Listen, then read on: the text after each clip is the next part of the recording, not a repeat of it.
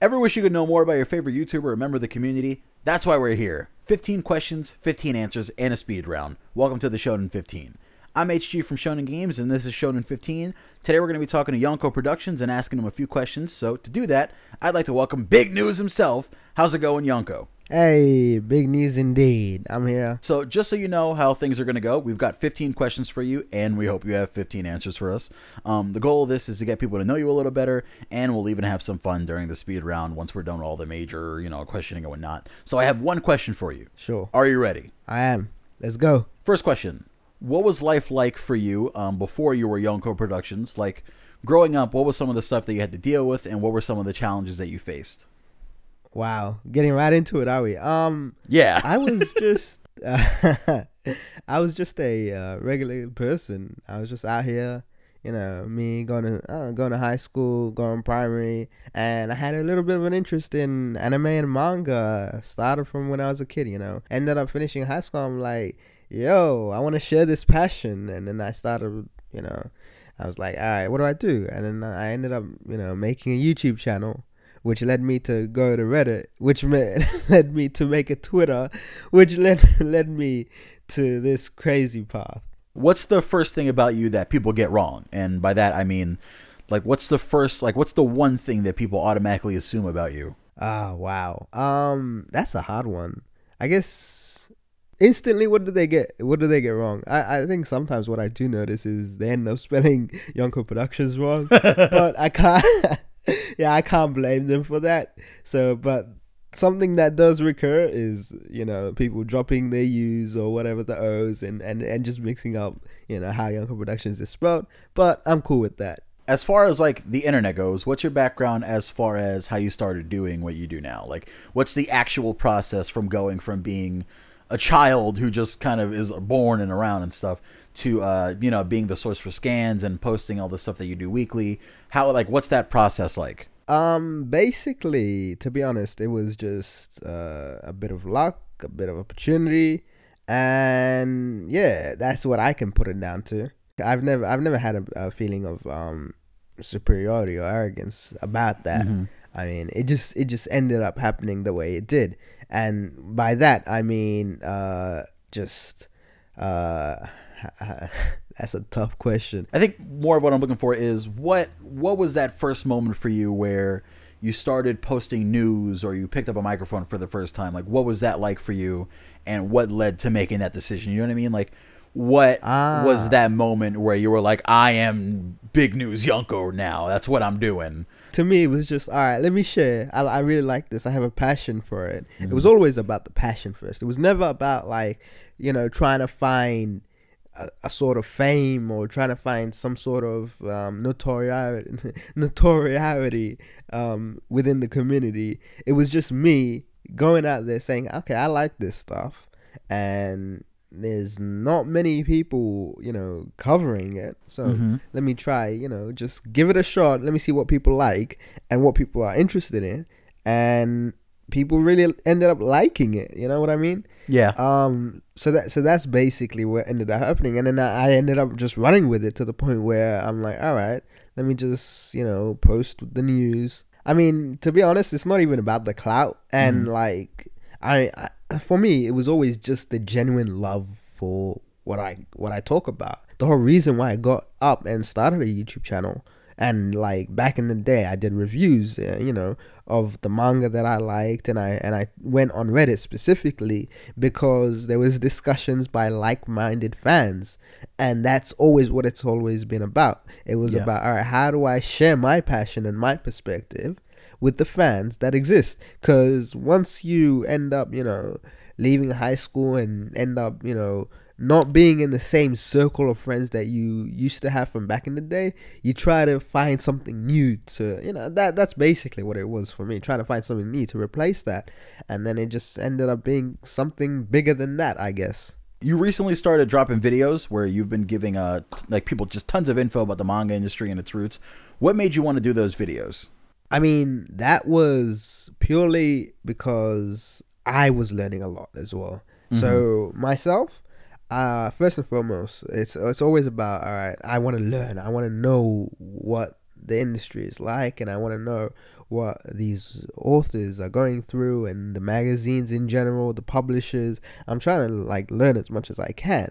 And through that learning, I do want to like give information and give out knowledge that people might not know about. Because and like to me as well, it's always about, all right, I know that there's 1,000,001 reviewers, and not to disparage anyone, but like there's different people cover their content differently. Yeah. But I wanted to cover, like I always, when it comes to the videos, I always wanted to do videos, and it always stemmed from doing videos, right? This whole thing, YonkouProductions, was a YouTube thing first before it spun out and before it evolved elsewhere. Before it evolved. So I was like, all right, I have this knowledge and I have all this information that I've been researching, and particularly that my first video, right, the history of Shonen Jump, I consider it my first video, right? Even though it's not, and it is really a combination of everything that I've done in my whole involvement in the community for the last 5 years, right? So that's where it stems from, sharing content that no one else would have otherwise shared, and presenting it in a way that no one else can present that said content. So to get to that point, what is like the process behind making those sort of videos? Like, what do you actually have to do when you're sitting down? Like, how do you go from sitting down, having the idea for a video, to having the actual video completed? Because I'm sure there's a lot of people who don't know all the work that goes into it. All right, fair enough. Basically, so for example, my first video, the history of Shonen Jump, that came from a bunch of research, and like it wasn't intrinsically that I was setting out to do a video first. I was like, all right, there's all these interviews, and it goes into detail. You know, I'm talking about the authors from the beginning of Jump, like I said in the video, you know, all the way back to Hiroshi Motomiya, you know, who was published in Jump from like the first issue to like now, right? And authors that are being published now. And I'm like, all right, let me go through these interviews and try to build a narrative. You know, like this was just for myself. First of all, I went through all the interviews. So it came from like a personal interest. Exactly. So it was my own personal interest first. And then I was like, all right, how do I share what I'm interested in right now with the wider community? And then once I got that, I spent months on the script itself because I wanted to tell a story first. So that was a big challenge when I was writing the script.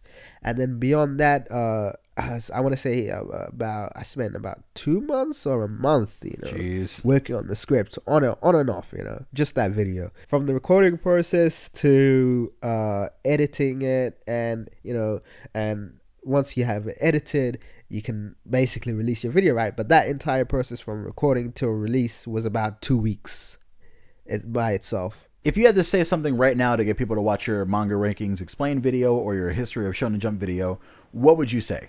If you have a passing interest or any interest in Shonen Jump, or, you know, the manga that is contained within these magazines, right? And you really want to know the nitty-gritty, the details, you know, just so you can stay informed, right? And you don't want to be misinformed, I would say check it out. What would you say the second most interesting things about those like videos are? Like the second most interesting part of those videos, so you don't give away the first, so people can go watch it and be surprised still. What would you say those moments are in those videos? One of the gems that really struck out to me is specifically with Shonen Jump, the Shonen Jump video itself, is the foundations of Jump itself are essentially within its history.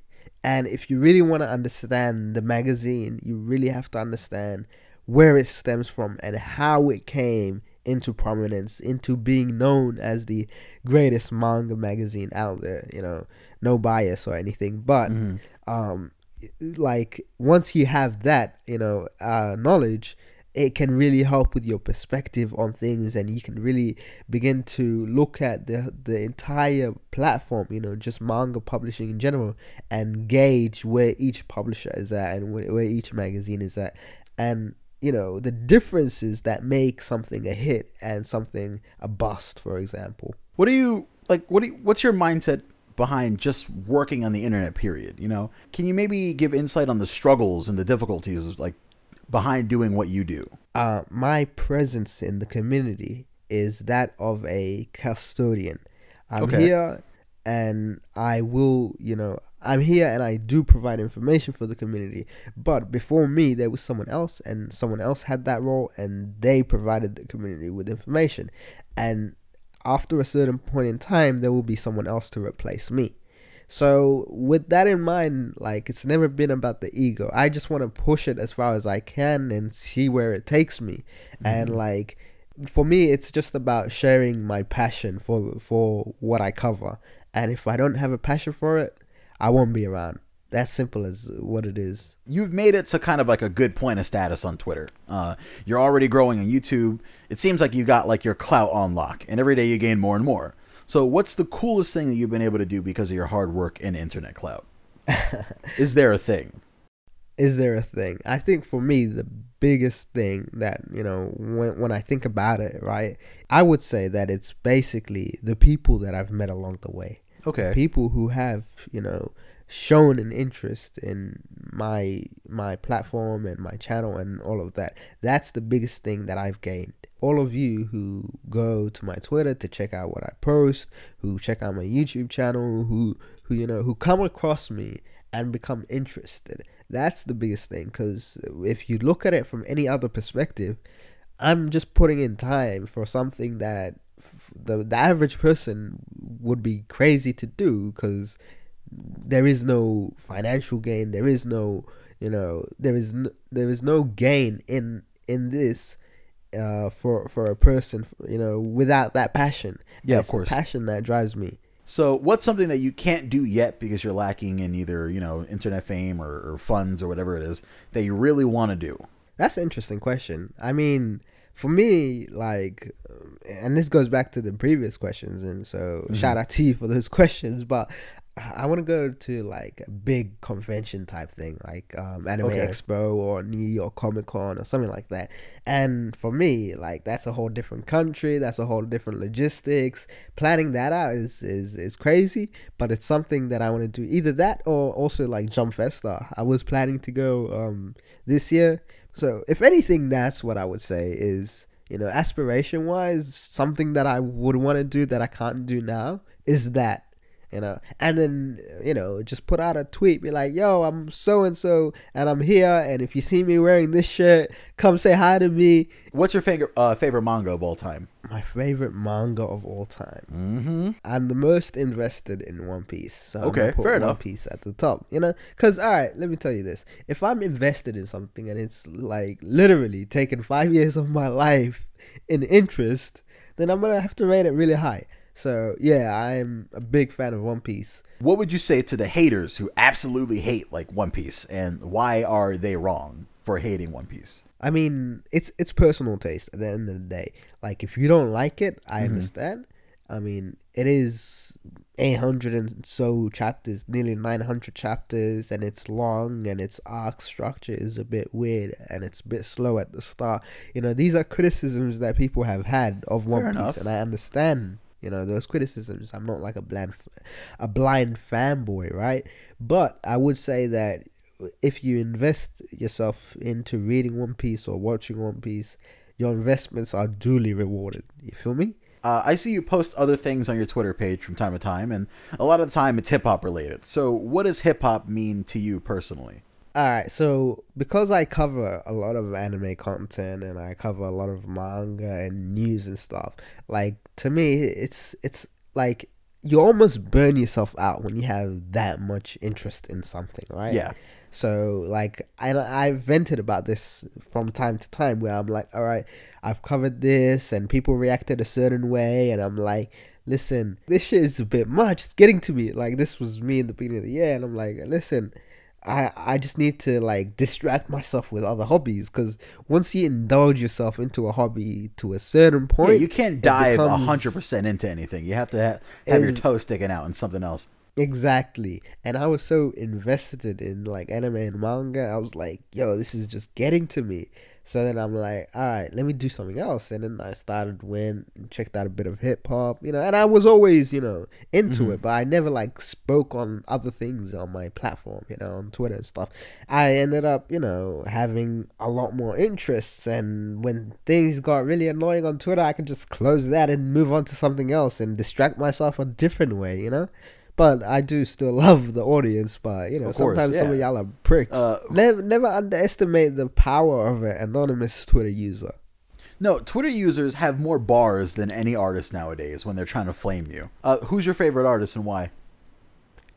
Oh god damn, you putting me on the spot right now. Kendrick Lamar.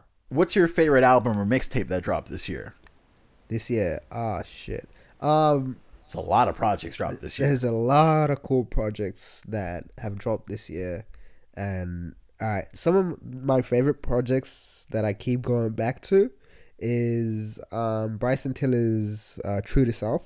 That was dope. Oh man, you're lying so hard. I'm gonna let you do it. Damn was great. Damn was fantastic. That was fantastic. A lot of collab projects came out this year. What do you think your favorite collab project is this year? I think I have a good idea what it might be because it's kind of recent. What do you think your favorite collab project would be this year? Probably 21 Savage and thing. In Metro Booming. You recently did sort of a face reveal, and there was tons of comments and talk about it. Yeah. Are you teasing a proper face reveal coming soon, or are your fans just gonna have to be happy with 2D Yonko? Yeah, 2D Yonko is. It's funny you mention it because if you really want a face reveal, then you gotta live with 2D Yonko. That is what it is. Okay, but all right. If you're really interested, meet me in person. Hey, fair enough. At one of those conventions. At one of those conventions, I might have to start a GoFundMe. Nah, if people want it bad enough, it'll definitely get paid off. It'll at least do better than BOB's Flat Earth campaign on GoFundMe, which went absolutely nowhere. Oh, Flat Earthers, I can't. Nah, listen, if you're a Flat Earther in this video, good luck. Explore the world. Go on a plane or something. What's the best advice that anyone's ever given to you? I mean, just even apart from like YouTube stuff, what's just the best advice that anyone's ever given to you? Damn, bro, you're making me think. It's always been follow your interests and follow your passions. That's what it's been. And it's like, all right, you like something, make something of it. That's what it's been. And sure, it's there's different ways to go about it. But that's always something that I've done, is make something out of what I like and try to find, try to take, build a vision out of something you like. So hobbies don't just have to be hobbies, or interests doesn't just have to be an interest, It can become more than that. What advice do you have for other people? Like, be it that same advice or different advice? I would say, ignore the haters. That's always good advice. That's the best advice. That's always good. That's always good advice. What's the most dangerous situation you've ever been in, and how did you get into and out of that situation? Wow. The most dangerous situation that I've been in. That's a tough one. I have gotten in trouble a couple of times here and there, with certain people, but like it's never been too serious. People have, their own opinions about you. I avoid drama and tension, and avoid a lot of things that could get me in trouble in the first place. And by doing that, I end up steering clear of a lot of the problems that come with it. Who do you think we should interview next, and why? Ooh, that's a good question. Wow. Rhymestyle is a good one. Yeah. I reckon Rhymestyle's a good one. And like, okay, I've interacted with him a couple of times, but I feel like he'd be a great candidate just for your audience. Rhymestyle's definitely a fun interview, I bet. And he's a great personality as well. So to close this out, here's the speed round. We're gonna ask you a few questions. Well, I'm gonna ask you a few questions. I do the asking. Just to say the first thing that comes to mind. You ready? Yeah. Travis or Quavo? Travis. All right. Charlemagne or Button? Button. Frieza versus Topo. Frieza. My Hero Academia or Naruto. Ooh, god damn. Naruto. Just because it's too early for My Hero Academia. Okay. Best anime movie you've seen. Wow. Sword of the Stranger. Oh, I agree. All right. Worst current anime. Worst. Shokugeki no Soma Season 3. Food Wars. Fair enough. But that's that. Vanilla or chocolate? Chocolate. All right. Trump versus Bernie in a death battle. God damn you! Why are you getting me into politics, Bernie? Bernie, Bernie's gonna get tossed. Luffy versus Zoro. Luffy. Worst character in My Hero, Bakugo or Bakugo? Listen, get out of here. Get out of here. Get out of here. I know you. It's not. Bakugo is one of the best characters, and I will die on this lonely island by myself. You feel me? All right. Well, I want to thank you for being here. Thanks to all of Yonkou's fans and ours, and please support this man. And we'll see you guys right back here next time with more questions on Shonen 15. Peace.